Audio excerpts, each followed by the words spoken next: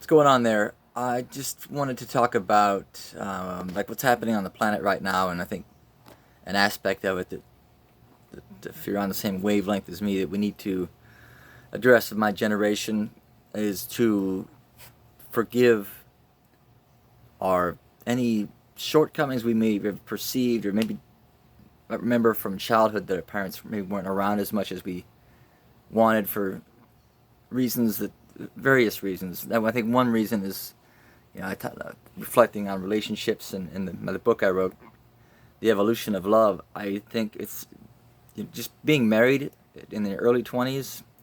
Wow, that's tough because at that age, to me, you don't know who you are. I certainly didn't. And, I was a hot mess up into my 40s. I couldn't imagine having a child. I'd reflect back at certain points in my life and, like when I was 30, and imagine what I was like 6 years old when my dad was my age now, and I can't imagine having kids yet. We're all different, right? But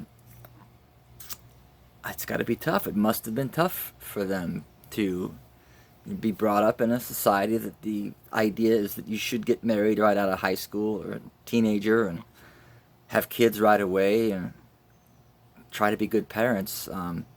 My parents were great. Couldn't ask for better parents. I've always felt that way. But I know too that like there's a certain point I was like 3 or 4 years old where I didn't really feel like I knew who my dad was at all. You know, because he's probably a lot like me. And it's much easier for me to to love other people than and I love my family too. But I know some of it's just wired that way. Different people. Albert Einstein gets criticized that he wasn't a good dad. He wasn't there for his kid. I would say that probably the same thing happened with John Lennon. People that we revere and listen to their words. They're loving people, but for whatever reason, they couldn't always be there for their kid. And I've seen it time and time again. A movie like Fight Club was one of the basic premises of that movie. And, the Star Wars myth, the son redeems the father kind of thing, I've always kind of felt that way, that it's the children's responsibility to correct the flow. That the parents maybe didn't love them because they were gay and they weren't accepting and they kicked them out, or just the parents were alcoholics and weren't around or abandoned. I've got a good friend whose parents lost her sibling right before she was born, or right when she was an infant, and so they went into a closed off state. They couldn't hug her and give her the physical love that she would have liked to have had, and it defines who you are in your life. So I do think it's important to express it while they're still here. To say, look, mom, dad, I love you, and we had our differences, and but I know you did the best you could.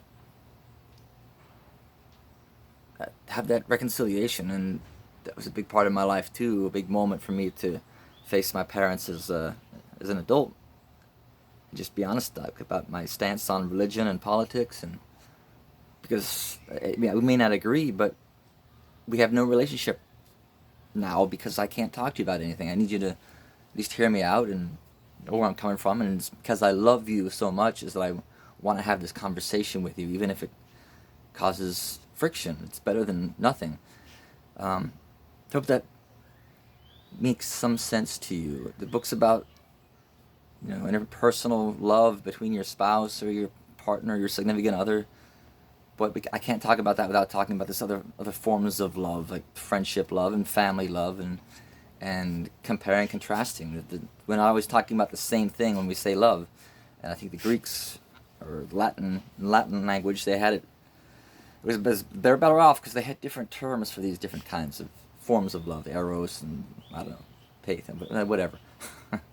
You can look it up, but it's important. The language we use is be more specific. Of what are we talking about? You say you love me.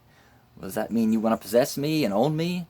Are you going to hate me if I don't want to be with you? I don't want that kind of love. Even if I love you back, I'm not interested in that.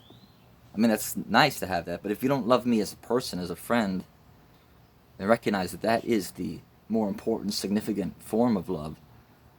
Then that we can't get started. And that's what the book's basically about.